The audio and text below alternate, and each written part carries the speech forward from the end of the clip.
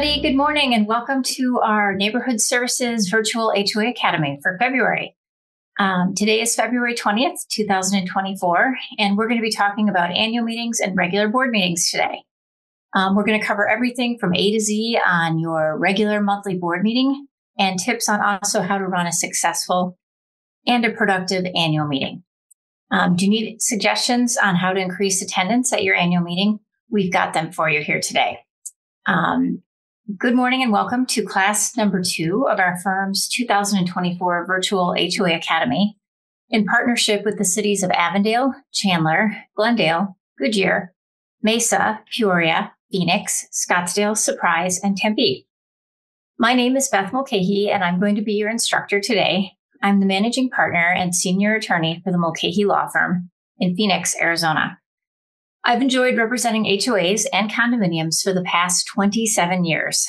My firm currently represents over 1,000 planned communities and condominium associations throughout the state of Arizona. I also currently serve on my HOA board, and I have for many years. Before we get started, I always like to get a feel for who's listening in today. It looks like, oh my goodness, we have a lot of people here today, 121 right now just on Zoom. And I know that we're having a little bit of difficulty on Facebook Live this morning. Hopefully we're getting that technicality fixed up quickly. Let's get a feel for who's here today by launching our poll. The first question we have is, which city do you reside in? This would be the city where the HOA or condominium is that you are related to somehow. We list all the different cities in the valley. And then the second question is, what is your current role with the association? So are you a board member? Are you a community manager who's a management company or a manager within a management company or an interested homeowner or other? So while you're finishing up answering those polls, we're going to do just a quick overview of what's on today's agenda. So we're going to start out today by talking a little bit about the pending legislation. As you know, our legislature has been in session now for about a month and a half. And our firm is closely watching all the bills that have been introduced this year in the Arizona legislature. There were a lot of bills this year, more so than normal. But there were also a lot of duplicative bills, meaning that a lot of the bills were similar in nature on the same change topic. Then we're going to move over and talk a little bit about how to run your regular board meeting, your monthly board meeting or your quarterly board meeting, in compliance with Arizona law, how to have it so it's conflict-free, how to comply with the law so that you make sure that you're following the open meeting law, and really any issues that could come up with a regular board meeting or your association's board.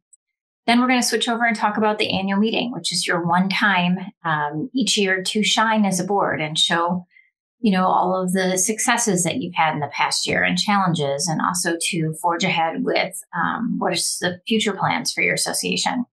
So we're going to talk a little bit about the legalities of the annual meeting, and then we're also going to give you some tips on how to have a successful annual meeting and how to recruit new board members so that there's good succession planning for your association. Okay, let's just do a quick little update on what's going on in the legislature. The legislature in Arizona has been in session for about a month and a half.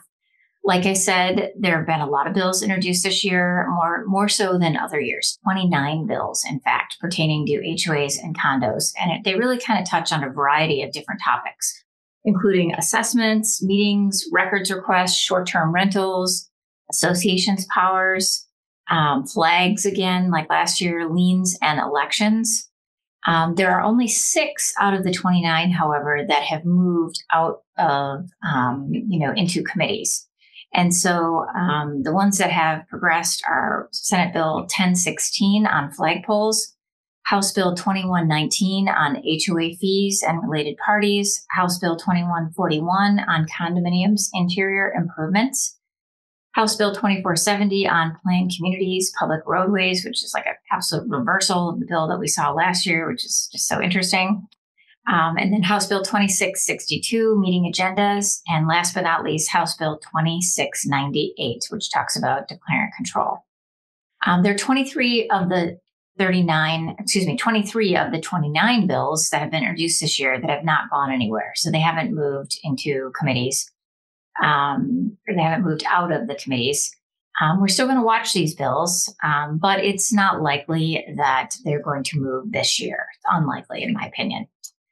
So we have a great summary that we post every week while the legislature is in session. And if you want to do a deep dive on those 6 bills that I talked about earlier, now is the time to take a look at our website or click on the link, or you can do that later too, and get the skinny on what's going on with those 6 bills.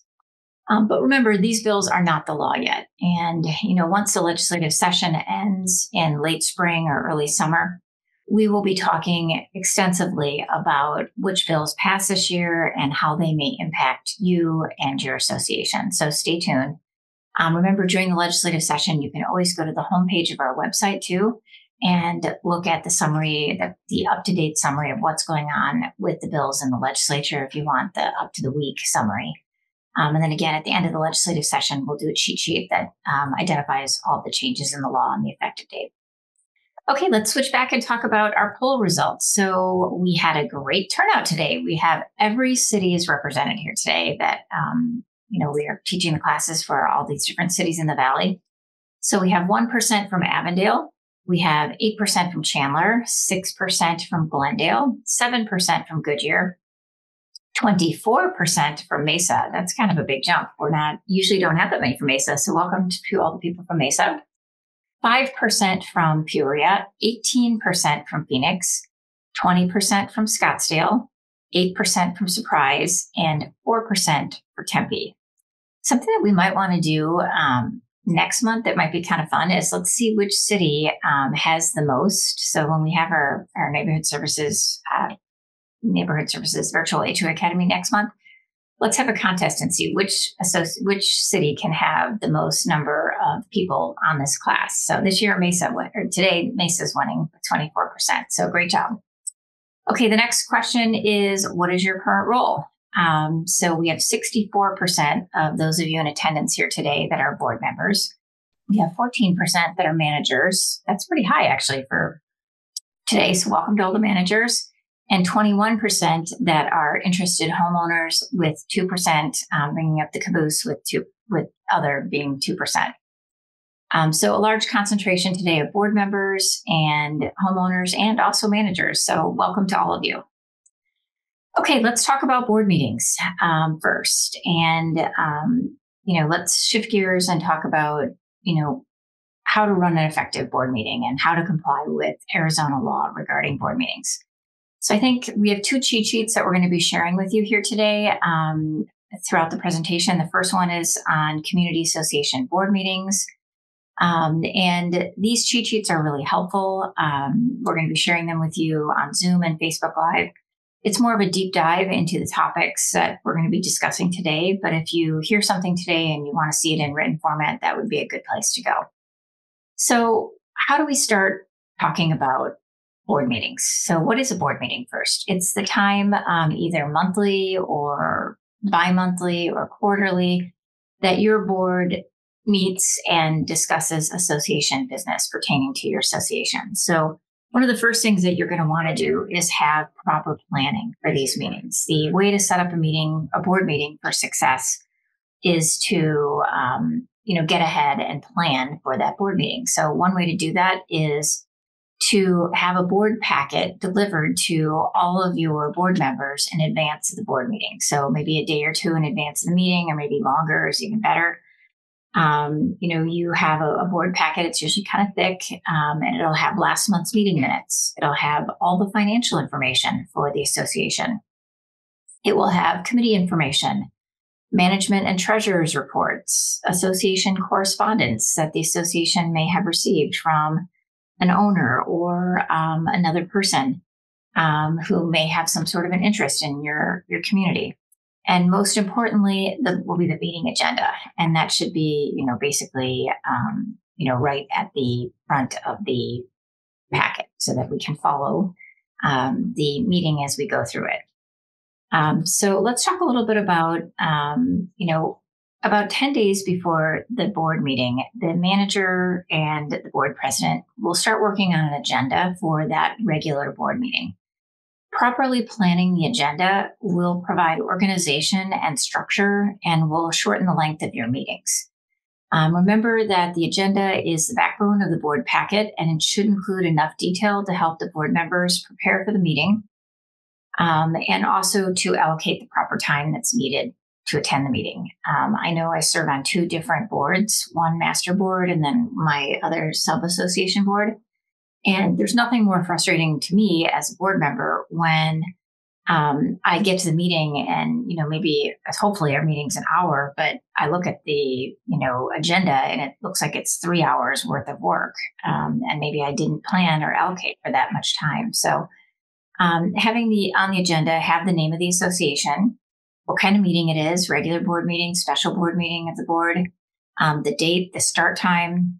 The first thing you're going to have on there is going to be establishment of a quorum and then approval of the previous meeting minutes for the last board meeting.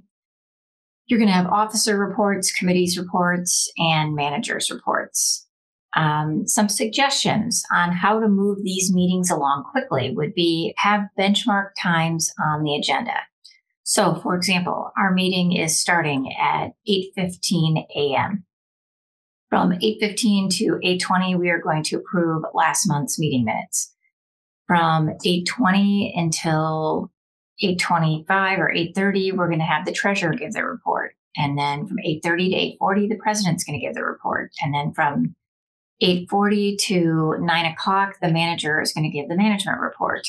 And you block out the times on the agenda and then you stick to them as a board.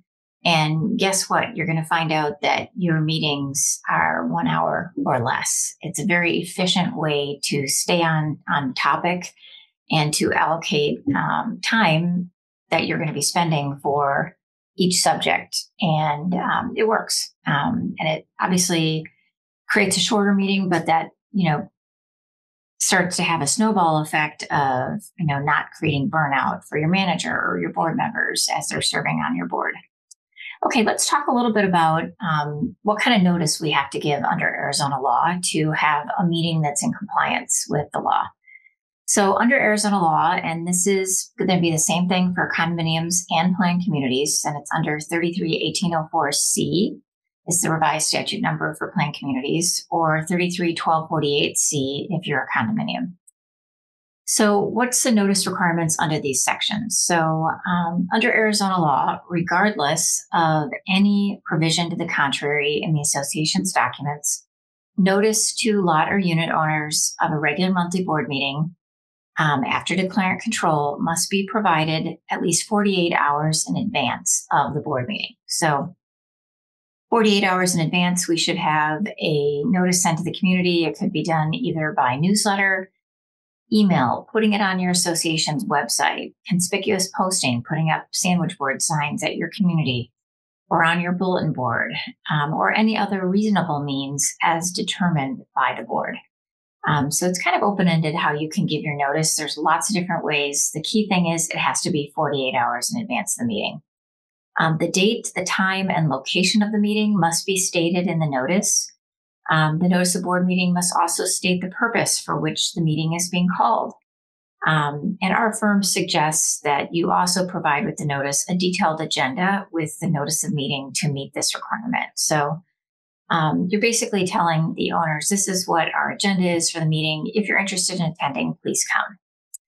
A couple little practice pointers. What if you have a true emergency? So if you have an emergency, emergency situation, the 48-hour notice is suspended and you're not required to provide the notice 48 hours in advance. You can just have the meeting as quickly as possible. We're going to be talking about emergency board meetings and how to handle those in a minute, but I just wanted to make that clear up front that if there's an emergency, that notice requirement is suspended under law. Okay, a couple other pointers on your regular board meeting. Make sure you're having the meeting in a business environment, and all meetings of the association must be held within the state of Arizona.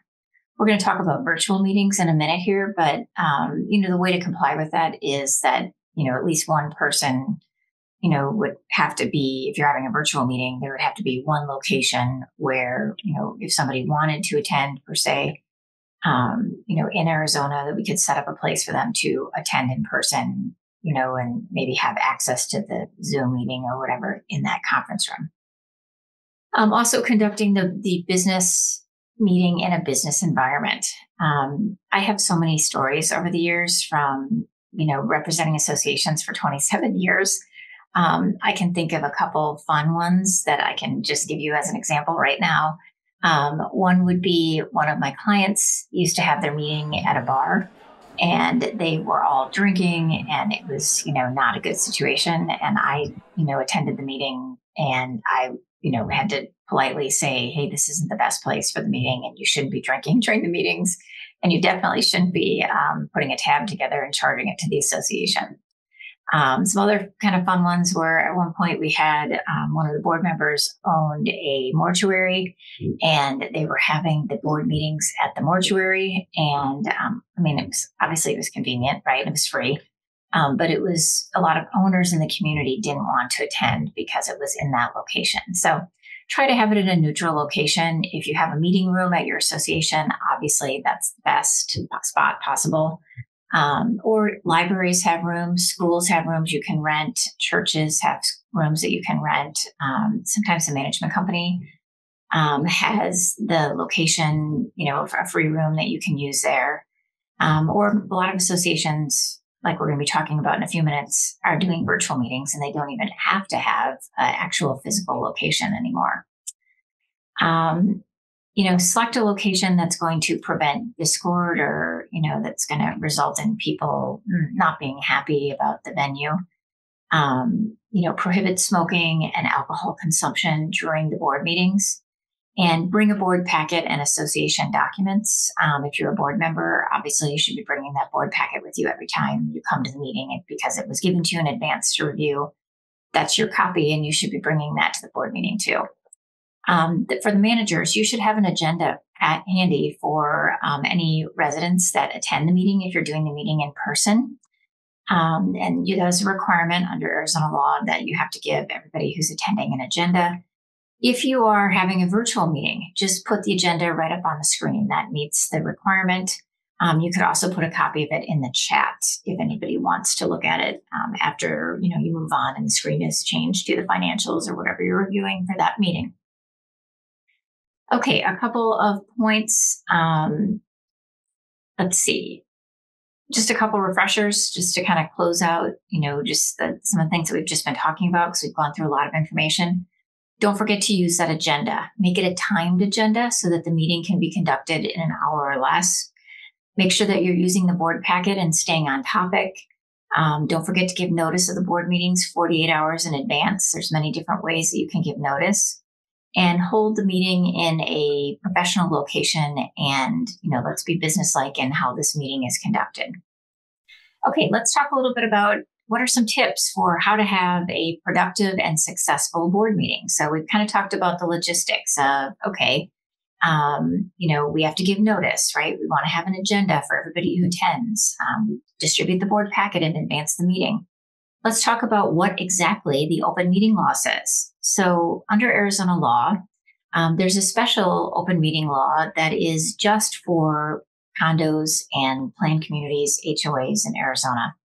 It's different than the open meeting law that applies to school boards and to city council. We have our very own law that just applies to us. And basically what it says is that anytime a quorum of a board is meeting to discuss association business, it must be an open board meeting. So anytime you have a quorum, so let's say you have a 5-person board, you have 3 board members meeting together and they're discussing something, guess what? That's a board meeting. Even if you're doing it outside of your normal, regular monthly board meeting, right? This is considered a board meeting under Arizona law. So important, just some things to remember. If you're doing a walkthrough around your property and you have a quorum of board and you're discussing association business, guess what? That's a board meeting. I think it's kind of obvious that we know that if the board's all meeting at the regular time each month and we've got a quorum there, that's a board meeting. There are also some other things that you should be aware of that might be construed as a board meeting under the law. So let's say a board member puts something on email and copies all the other board members. And it's something like, I'm really unhappy with how the landscaping's looking in front of our community. It's all dead and the flowers are dead. And it's the first thing people see when they see our sign to come into the community. I'm really upset about it. I think the landscaper is doing a horrible job. This is the email that's sent. Sends it to everybody on the board.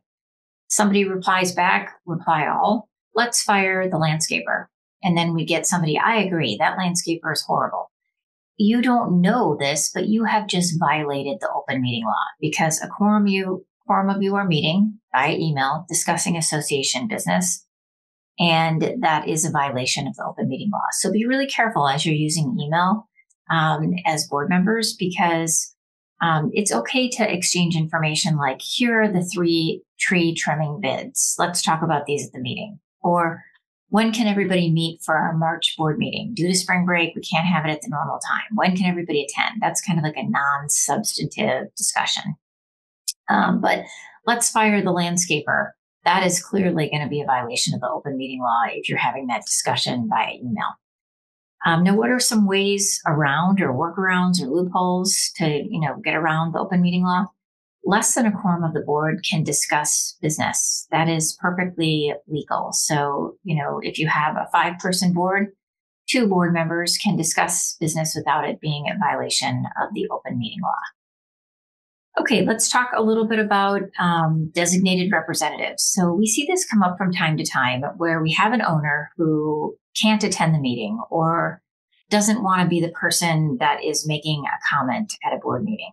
They want to send a representative on their behalf to, speak about whatever their position is on the topic. So let's give an example. Let's say I'm an owner in the association and I want to send my realtor to the meeting to talk on my behalf to the board meeting. What I would need to do is Beth Mulcahy, make Susie Q, my realtor, my designated representative, and I just put that in writing.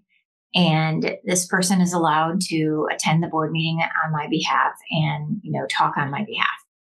So if it's in writing and it's clear that the owner is designating a third party to be their designated agent, you have to, as a board, allow that person to speak at the whatever meeting is, annual meeting, regular board meeting. That is the law. Now, this designated representative cannot vote, even if they have some sort of a power of attorney. It doesn't matter. The only person that can vote on association issues is going to be the owner. So that's kind of an important distinction. A couple of thoughts, on the designated agent, find out when they submit it to you, find out, is there a length of time for this? Try to get them to narrow it down so that they don't just say, oh, this person is my designated agent forever. Because it'd be nice if you could just say, this is just my designated agent for this meeting. So try to get the owner to narrow that down if possible. One little practice pointer or tip that I'd like to give you is sometimes you'll have owners that attend the meeting, and that's great. That's always a good thing. Don't forget that it's a very smart and good idea for associations to have a homeowner forum at the beginning of the meeting. So before you even open the meeting, before you approve last month's meeting minutes, what I recommend is that you have a homeowner forum at this time.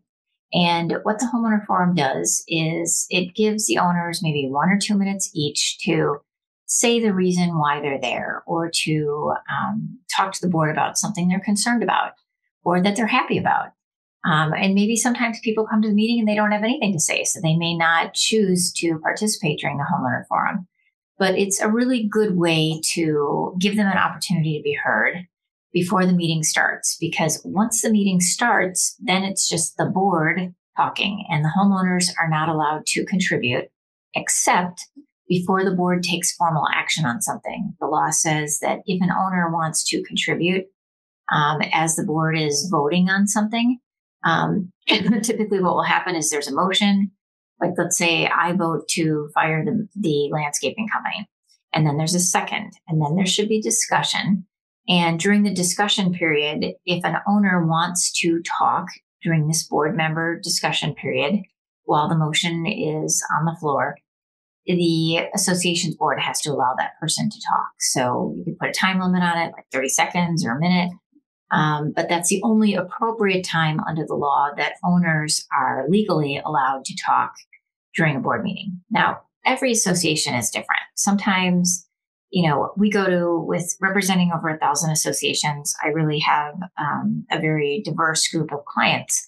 Some of my associations have hundreds of people who come to their regular board meetings, especially, in communities that have a high concentration of snowbirds. Maybe the February, March, and April board meetings are really busy.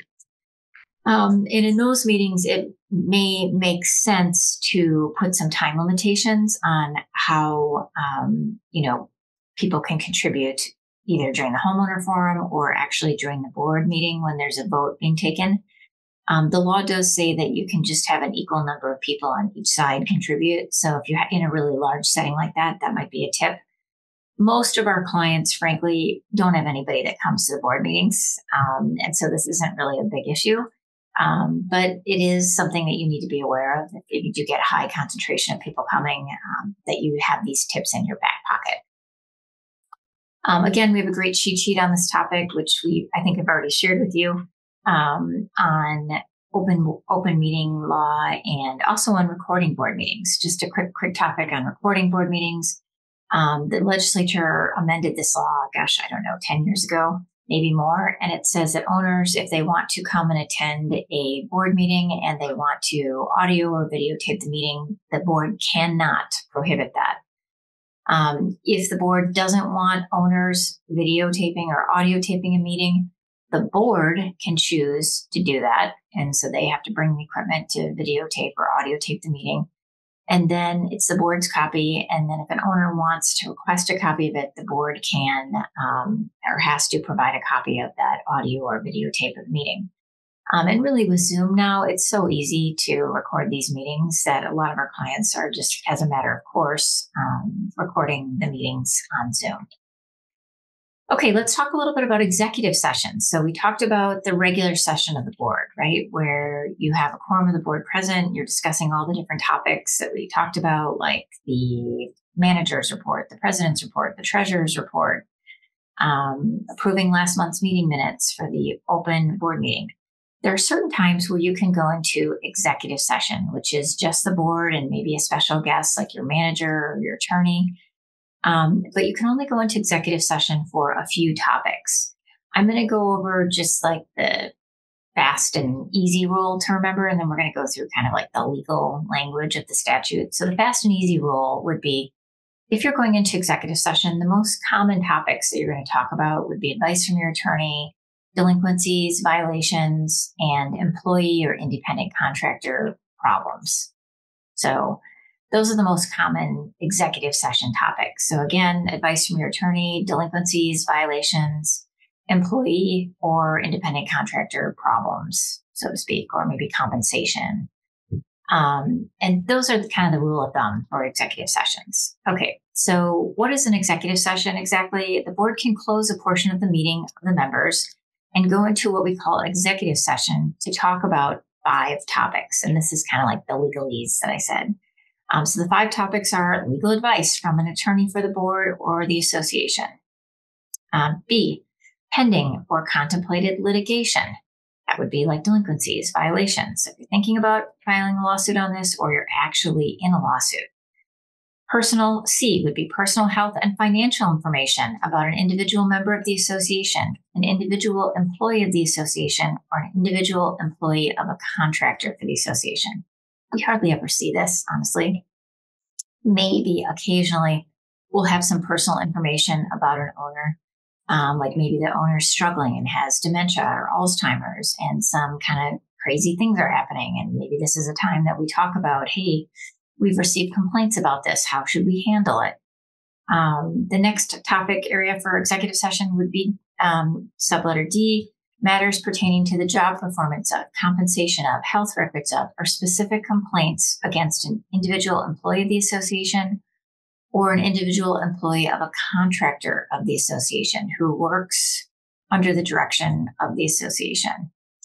And then the last topic would be anytime there's a discussion of a unit owner's appeal of a violation, that can be done, or fine. That discussion can be done in the closed session, executive session, unless the owner wants it pulled to the open session, which they have the right to do. So again, executive session, it's actually really not that complicated. There aren't that many areas that you can go into other topics you can go into for executive session. The main ones we see, again, just as a refresher, would be advice from your attorney, for the board or the association, delinquencies, violations, problems with contractors, or problems with employees. One little important tip that you need to hear from me is that prior to entering the executive session, the board is required to identify the sections just mentioned above, so the ones that we talked about, A through E, that authorize the board to close the meeting. This should either be on the agenda that, like at the end of this board meeting, we're going to go into executive session, and these are the topics under A.R.S. 33-1801 and 33-1248 if you're a condo that we're going to be discussing, and then just list the sections. Just kind of as a practice pointer, I would just list all of them because you never know where the conversation in executive session is going to lead. And you may need to list A through E under those two statute numbers. So easiest way to comply with that requirement under the law, put that right on your agenda for your meeting that you're distributing with a notice that you're going to be going into executive session at the end of the meeting, and pursuant to A.R.S. 33-1801 and 33-1248, we're going to be talking about all of the executive session topics listed in A through E. Okay, let's see. If you forget to put it on your agenda, you can always verbally announce it at the end of the regular open board meeting. But best practices would be put that on the notice of the meeting or on the agenda. Okay, so what are some things to avoid in executive session?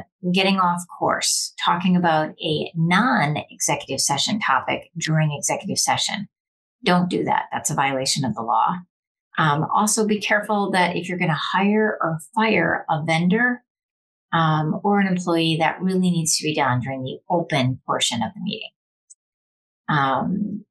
Let's talk a little bit about emergency meetings for a minute here. What is an emergency meeting? An emergency meeting is something that you can't wait 48 hours to make a decision on. That's the bottom line. So a tree just fell on the common area pool and damaged the entire pool decking. We had a major fire in one of our units and it spread to 3 other units. We need to make an insurance claim pronto. Or with all this water that we've been having, the rain, maybe there's been a flood and we need to take remedial action immediately to rectify things so that there won't be any further damage. Or maybe the pool pump in 4th of July weekend breaks and we've got to spend $5,000 to get that fixed quickly so that people can enjoy the nice holiday weekend. Those are some examples of an emergency. Emergency meetings can be called to discuss only emergency matters. You can suspend the 48 hours notice, but you have to take meeting minutes at that emergency meeting. And then at the next meeting, immediately following the emergency meeting, at the next board meeting, immediately following the emergency meeting, you have to read into the record, what happened, why you had the emergency, what was decided, and then attach those minutes to your meeting minutes for that next meeting after the emergency meeting. You can have emergency meeting by email if it's so desperate that you need to make a decision quickly, and that is the only way that you can get as many board members as possible to contribute. Sometimes this happens in the summer months where people are traveling and we can't get everybody on a Zoom quickly. And that's perfectly legally proper. Remember, if you're ever in a real pickle and you don't know what to do and there's truly an emergency, reach out to your trusted advisors. Our law firm we work 12 months of the year. And I'm checking my email every day of the year, whether it's New Year's Day, Christmas Day, 4th of July, I'm available. So if there's a problem, you can always reach out to your trusted advisors, your attorney, and ask for quick advice. Your management company obviously is a wonderful resource for you. You should be reaching out to them, asking for their advice. Your insurance agent, get to know your insurance agent, because when you have a claim, you don't want to get 1-800. You don't want them just to push you into this, online 1-800 number where, you have an agent that doesn't even know you trying to manage your claim. Have a personal relationship with your attorney, by personal, I mean, get to know them. Invite them to a meeting. Have an introductory call if you're the new president, with all of these key people that support your community. So your attorney, your insurance agent, your reserve company specialist, so that when there is a true emergency, you can pick up the phone and call them and they know who you are and they're able to help you quickly and in a more productive and quick manner. Let's see. Do you still have to notice the emergency board meeting? No, you certainly can. If, you could pop something on the website quickly. Hey, we're having an emergency meeting. I know we're not having it 48 hours notice, but we are going to have it today. And here's where, and why we're having it. But you're not required under the law for emergency board meetings to have the notice posted 48 hours in advance. A couple things to remember, when to have executive session. We're switching gears here a little bit, back to executive session for a minute, but it's smart to have executive session at the end of the meeting. I've been to meetings before, which this is just a horrible example of how to do something, but they'll be in the middle of an open board meeting, right? And then they'll say, well, we have our special guest here, and now we're going to just have everybody leave so that we can go into executive session with the attorney. And we just want everybody to get out and leave, sit in the hallway while we're having this meeting.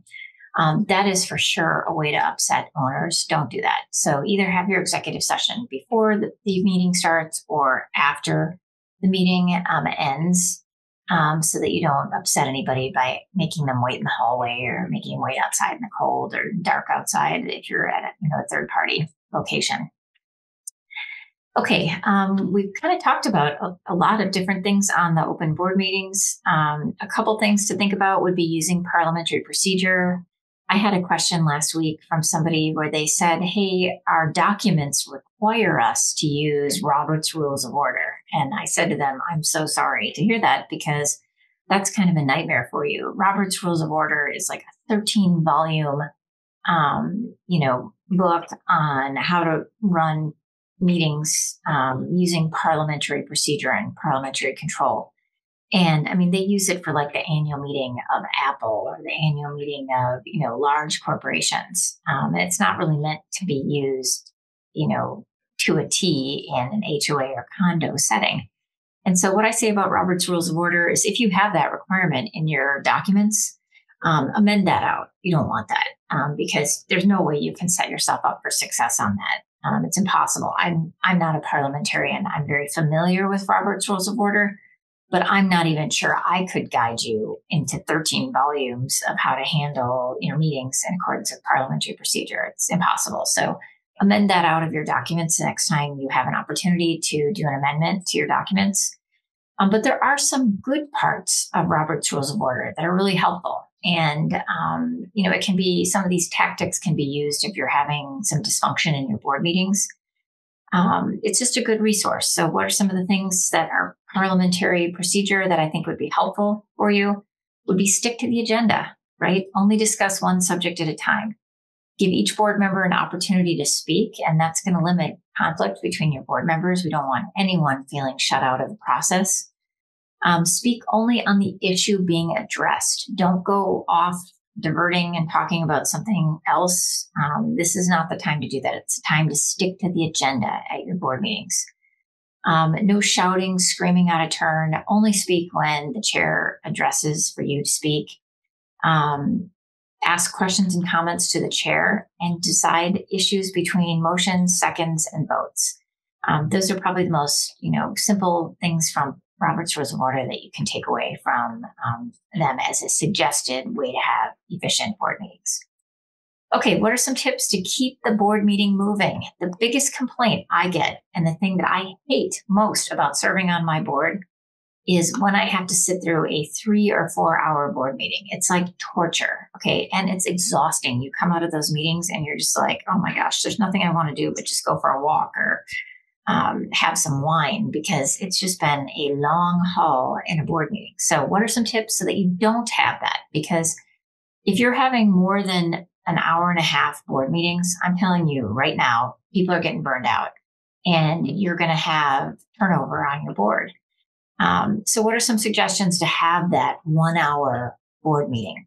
So adhere to the agenda. Stick to those timelines that we put on the agenda. And who's the person that does that? The board president. The board president is the person that's the enforcer on that. If you're talking about a topic for 10 minutes on the agenda, and at the end of the 10 minutes, at 9 minutes, you can say, okay, let's wrap it up. We've only got one more minute to finish this. And if you can't wrap it up, then maybe you table it and put it on the agenda for next month's meeting. Or you quickly come to a decision after, hearing all the different angles of it for the past 9 minutes. You quickly come to a decision on it and move forward. Board members need to be on time and prepared. Okay, so we don't want board members showing up 10 minutes late and everybody's waiting for them. Break the seal on the board packet. There's nothing more aggravating to me when I was president of my association where the manager would spend the time and effort to put together a great board packet. And I'd see board members walking into the meeting and they hadn't even opened it, right? And then we're approving different things in the meeting and they've got a ton of questions, the answers, all of which were in the board packet if they had taken the time to read it. So just a practice pointer would be encourage people to break the seal on the board packet. You don't have to spend half an hour on it. It's basically like a 10-minute spin the night before the meeting. Just go through it, get the lay of the land, and come ready to vote and on time to your board meetings. Keeping the meeting moving, another suggestion, remember that the board president is the team captain. And the team captain effectively starts the meeting and guides the meeting. Pursuant to the timed agenda. And if there's any fighting, basically the board president needs to be the mediator and tells people to please stop. If there's any sort of discord or, maybe we've got a resident or owner that is causing a lot of problems, interrupting the meeting, it's the board president's job to politely get everybody back on track. And in the case of a difficult owner that's causing a lot of problems at a meeting, it's very okay for the president to say to this person, okay, this is a warning. The behavior that you're engaging in, whether it's yelling, screaming, interrupting at inappropriate times, maybe getting physical, standing up, pointing fingers like this, it's not acceptable. And if you do it again, you'll be asked to leave and then enforce it. If they do it again, we're asking you please now to leave. If they refuse to leave, you've got a couple options. You can call the police, which I'm going to tell you right now doesn't do much other than the police will come out. They'll try to figure out what's going on. They probably won't do anything, but at least it will send a message to the owner that, hey, this type of behavior is not going to be tolerated. You could also just cancel the meeting if it's really bad, especially if the person's kind of going into, a dangerous behavior type thing. Just say that we're going to cancel the meeting for today and we'll reschedule it. And, we need to have better behavior at these meetings or we're going to have to move everything to Zoom, where there's, more safety for everybody in our community. Keep the discussion focused on association business. Another important thing to keep the meeting moving. I think we've said that now 3 times today. And the last and most important thing that we're going to talk about, on keeping the meeting moving is present an issue with solutions. There's never really anything more frustrating, in my opinion, than boards that just talk about an issue nonstop. It's like the loop, and they never, ever solve the problem. So if there's an issue, train your manager, train your law firm, train your insurance agent. We have an issue. What are the solutions? Bring the solutions to us so that the board can sit down and take a vote and make things happen in a positive and constructive way. Okay, last thing we're going to talk about on, board meetings, and then we're going to talk about annual meetings. Board meetings is going to be way more lengthy topic because it's something we do all the time, right? We have monthly board meetings. You may have quarterly board meetings. It's the one constant, thing that you have in your community. And I want to spend a lot of time on it because I want it to go well for you and I want you to comply with the law. So let's talk just very briefly about virtual meetings. post-pandemic, post the COVID-19 pandemic, I would say that probably 95% of our associations are, conducting virtual board meetings. And, this is just something that is happening. And we have a great cheat sheet that can help you if you're struggling with it at all, that we're going to be sharing with you. But it's very common. And frankly, I hardly ever go to board meetings in person anymore because the boards don't want to pay the travel time. And it's just a really efficient way to have your attorney pop in to a board meeting, right? And it's actually, boards are more likely to have me pop into a board meeting virtually than they ever would have been likely to have me pop into a meeting in person. So it's a good thing in that, there's more access using Zoom, or maybe even using a conference line, or just using a cell phone with a speaker to have somebody come to your board meeting virtually. A couple things that I just want to mention about virtual meetings is announce the rules at the beginning of the meeting. So if you're having a homeowner forum, say, 1 minute for each homeowner, then when we get into the meeting, you're welcome as homeowners to put something in the chat. We'll have one person monitoring the chat, so we make sure we don't miss anything. But it can be a little frustrating if you don't announce that at the beginning of the meeting, because owners will be muted and they may feel like they're not being heard. So make sure you tell them, if you want to say something during the meeting, put it in the chat. I'm really not in favor of disabling the chat. The only time I would say is if the chat's getting really nasty and people are not being professional and are making like personal attacks on the board or something like that, then you may need to disable the chat, except for before the board takes formal action on something. Because remember, under the law, owners should be allowed to contribute after the board makes a motion in a second and there's a discussion. If an owner wants to contribute, they should be able to contribute.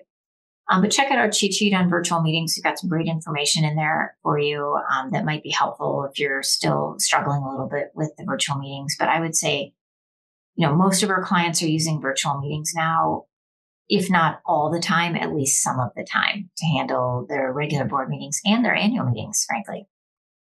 Okay, let's talk real quickly about unanimous consent. There are some management companies out there that are encouraging boards to make decisions via unanimous consent emails. Our firm is not encouraging that. There's 2 administrative law judge cases in Arizona that say this is a direct violation of the open meeting law and it shouldn't be done. And so absent an emergency situation, we are not advising our clients to be using unanimous consent by email. I know that it's in the Nonprofit Corporation Act, and many of our clients are nonprofit corporations. However, the more specific law is the open meeting law. And if a court was looking at this, and 2 courts have, 2 judges have, administrative law judges, they said, hey, you cannot be making unanimous consent via email to get around making a decision at a regular board meeting. So don't do that, please, because it's going to get you into trouble. Again, you can use email for emergency meetings if needed. Okay, let's switch gears now and talk a little bit about annual meetings and how we can conduct successful annual meetings. Okay, so we talked about our regular board meetings, right? Now we're going to switch over and talk about annual meeting. This is your meeting that you have once a year. It's a meeting of the membership. And basically under Arizona law, you are required to have it once a year. A very common question I get is, what if we can't get a quorum? Well, if you can't get a quorum, my recommendation would be try again. Try a second attempt at having the annual meeting. If you can't get it after the second attempt, well, you tried. You have to wait till next year and try again. In the meantime, if you tried to, have an annual meeting and you are unsuccessful after 2 tries, whoever's on the board stays on the board until the next annual meeting, unless they decide to resign or something. But new directors couldn't be elected because there wasn't a quorum for the annual meeting. So those members who are on the board now stay on the board. That's kind of a question that I get often, so I want to make sure we talked about that. Okay, what's the procedure for the annual meeting? A couple things. Remember that you have to have a quorum at the annual meeting, right? And the best way to get the quorum is to send out the notice of meeting. And there's a requirement for how the notice is provided. You have to send out the notice not less than 10 days, nor more than 50 days in advance of the annual meeting. And that notice of the annual meeting needs to be sent via in person or via U.S. mail, snail mail. That's the requirement under the law. So most of our clients are doing U.S. mails, snail mail to send out their notice because they're too large to hand it individually in person to everybody. And so, once you send out that notice, you want to be really organized, obviously. And one way to get there, let's just back up just a little bit, would be to plan out your annual meeting in advance, right? So back out the dates in the calendar. So let's say your annual meeting is June 1st. You should be sending out your, if you have a nominating committee or a solicit candidates type committee, they should be working on this in February and March. Maybe you don't have that. Maybe then the manager or the board sends out a letter to everybody saying, hey, we're looking for board members. We have 2 positions open. If you're interested, please fill out this form and return it to us. And so that's kind of the back out. So if our meeting's in June, we should be backing this out at least 3 months in advance. Then plan out the notice that we just talked about. So once you get the candidates' names, you're going to be sending out the notice of meeting. And like we said, not less than 10, not more than 50 days in advance of the meeting. And it's by either in-person delivery of the notice or by snail mail, U.S. mail is the requirement under the law. Then as you're getting closer to the annual meeting, keep reminding owners, hey, our annual meeting's in 2 weeks. Hey, our annual meeting's next week. Hey, our annual meeting's in 2 days. Hey, our annual meeting's tomorrow. Put up sandwich boards in your community. Have a social event in conjunction with your annual meeting so that people will be more inclined to come. And make sure that you're keeping track of the ballots as they're coming in. Are we going to have a quorum? If we're short on ballots, we should be pumping out information. Hey, we need more people to return ballots because we don't look like we're going to have a quorum right now.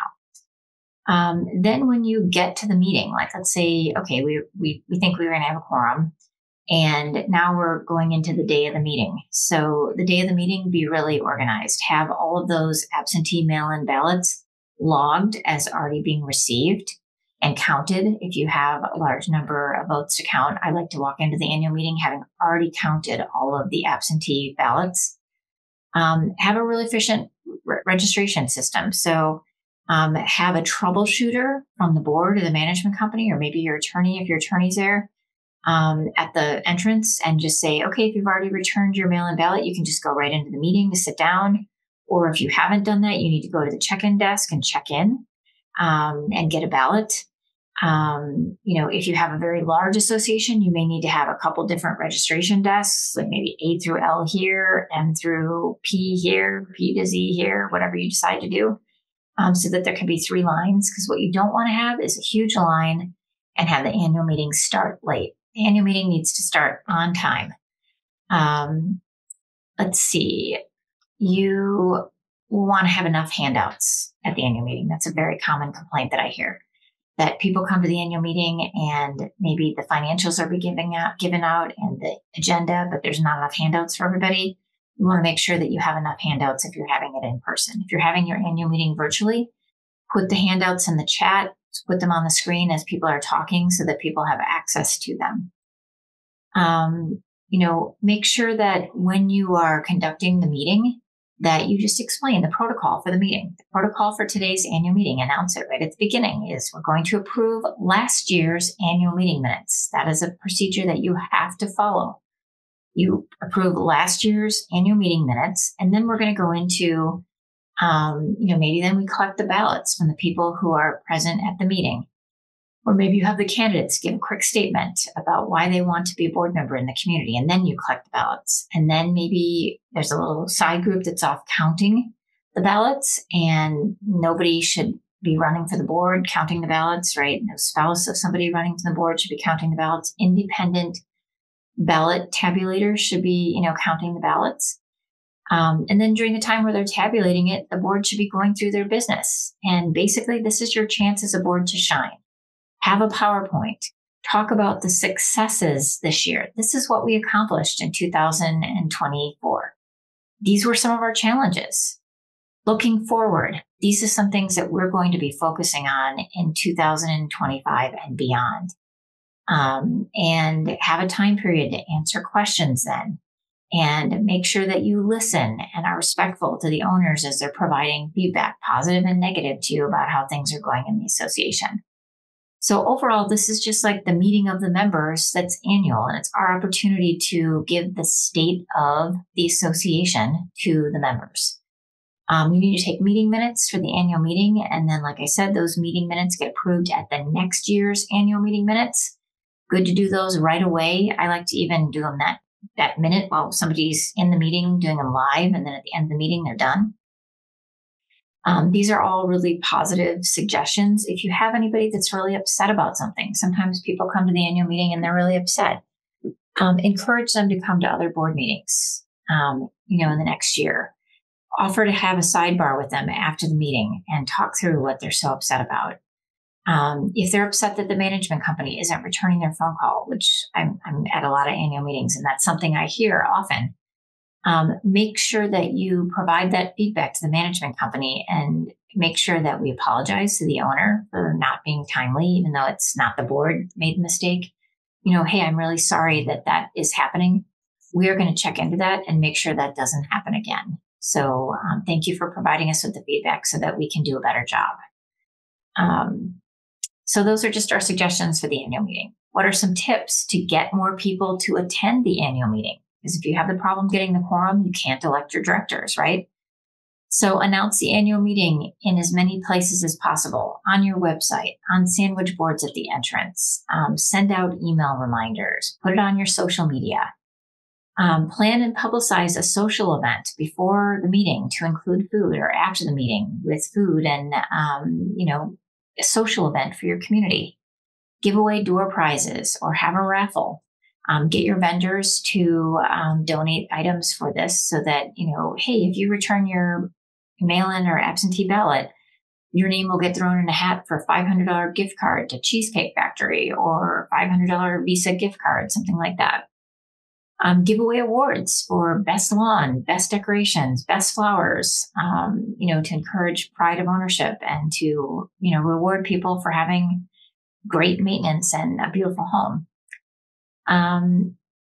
Establish a program through the annual meeting. Like, think about having a common area improvement committee or a budget committee or a crime-free community or, block watch. Have a guest speaker come, invite the mayor, invite city council members, invite your attorney as a draw to get people to come.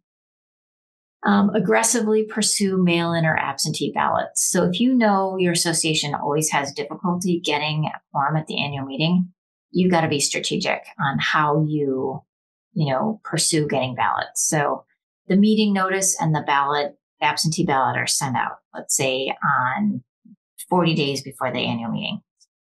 Every week, you should be checking in. Okay, we've got 20% back. Okay, we've got 40% back. And maybe you need 50% to have a quorum. I don't know. It's in your bylaws. Every association has a different quorum. The last 2 weeks, you need to be really hyper-focused on getting the word out about the importance of returning the ballots, contacting the people that haven't returned the ballots, and just having as many touches as possible with the people who haven't returned it, so that they understand how important it is to return it. And they may have lost it, right? It may be in their pile of bills. So what you may need to do is you may need to resend it to them again, multiple times so that they have it handy right then and there. Also, a lot of our clients are doing virtual voting now, or online voting rather. And that is a great way to get people to vote. I would say, maybe 10% of our clients have converted to doing all voting by email, which is allowed for by Arizona law. And that would be a way to increase attendance because it's just so handy. You just send them an email, they click the button and they vote. And it just helps get that quorum because we'll get those ballots back. And remember to always acknowledge and thank all the volunteer work association members that have contributed. Maybe you give them a certificate. for appreciation, or maybe you give them a small, monetary gift card or Starbucks or Panera, just as a thank you for everything that they're doing. Because remember, your succession planning is getting those volunteers to help you. They might be board members again in the future. By treating them nicely as volunteers, they're more likely to move into a board role in the future, and that gives you a way out. Also, don't forget to verbally acknowledge them at the board meeting, maybe at the annual meeting, maybe even have them stand up and do, like an applause at the meeting for the people that have contributed to the community over the past year. Really, don't forget that this is, how can you shine at your annual meeting? We've talked about a lot of different strategies: setting the meeting up well, in advance, following the law, having a good strategy for check-in so it's very efficient and the meeting can start on time. Making sure we have a quorum by sending out, ballots and reminding people how important it is to vote. Making it a fun event for the annual meeting, thanking our, volunteers, giving away awards so that people feel that they're being recognized for keeping their homes so nice. I think these are all different strategies that we've given you so that you can not only comply with the law at your annual meeting, but you can also shine and really show what a great job you're doing in your capacity as a volunteer board member for your community. Okay, we covered a lot today. We covered the new legislation, right? We covered how to have a successful regular board meeting, and then we covered how to have an awesome annual meeting of your membership. Okay, that's it for today. Just some concluding remarks. We had a really great turnout of people here today, 110 plus just live here right now. I'm not sure what the total was, but I think we were in the at least 120s, 130s today of people here today wanting to learn more to help their associations. So thank you, everybody, for being here today. Do not forget that, we had 150, I just heard. Wowza. That's like pandemic levels. So great that we had so many people here today. Thanks for being here. Our next class is going to be our live virtual First Friday event. And that is always the first Friday of every month. In March, it's coming up like lightning fast. Okay. It's the first day of the month is March 1st. And it happens to be a First Friday. So on March 1st, at 9 a.m., we are going to be having our virtual First Friday event. And what that means is you can go to our website, sign up for it, submit a question, and join us on, virtually to hear me answer a whole bunch of questions on a lot of different topics. So hope you'll join us for that. Usually it's from about 9 to 10:30. We always get a great turnout for that. Our next class in March is our class number 3 of our 2024 Virtual HOA Condo Academy, and that's going to be 2 days after St. Patrick's Day, which is one of my favorite holidays of the year, on March 19th at 11 a.m. And this is a really important class. We're going to be talking about how to turn challenges in your community into triumphs. We're going to give you some strategic solutions and suggestions for HOA and condo woes. So the big things. How do we turn things around when things are not going well in an association? Some examples would be aging infrastructure, not enough money, budget planning, what to do if you have fraud or embezzlement. Just really the big issues that keep board members up at night, and how do we turn it around so that things can, move in a more positive direction. We're going to be telling a lot of stories about problems that we've seen in associations and how they've successfully overcome it. It's going to be a great class. So I hope that you will join us for that class. That's it for today. Please consider leaving our firm a Google review. We're going to be sharing a chat on how to leave a review here shortly. We're always happy to get feedback from our valued customers, clients, and anybody who's participating in these classes so we can continue to provide quality education programming and to improve our service. It's also really important that I'm able to provide the feedback to the neighborhood services departments who are sponsoring these classes so that they see that these classes are valuable and that you like them and you want more. Because, of course, they're always evaluating, are these classes successful and are they providing value to homeowners and board members and managers? So please help us out by doing that, leaving us a Google review on the link that we're providing. Thanks everybody for being here today, and hope you have a great rest of the week, and look forward to seeing you at future virtual classes, next one being on March 1st. Take care, everybody. Have a great day.